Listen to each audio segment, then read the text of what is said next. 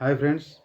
आज मु समाज रे चली मृत्यु भोजी संपर्क में किसी कहवाक चाहूँगी। एक्चुअली भोजी गोटे खुशी रे हुए किंतु मृत्यु रे भोजी हवा मो हिसाब से ठीक नुह। कहीं गोटे 10-12 वर्षर पिला तार 40-50 वर्षर बापा माँ से भोजी करने को बाध्य होउची। आउ गोटे 40-50 वर्षर बाप तार 15-20 वर्षर पिलापाई भोजी आयोजन करने से बाध्य होउची। कहीं यहाँ आमर परंपरा आ कुप्रथा चली आसी।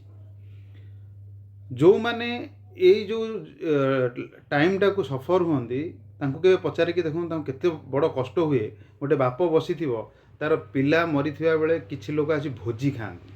आ गोटे बाप पिला बसी ता बाप माँ किछि लोक आसी भोजी खाती। सी भोजीर आयोजन केते दूर ठीक आ ये जिनसटा बंद हो गले कौन असुविधा हम सेटा आपण मैंने टिके चिंता करंतु।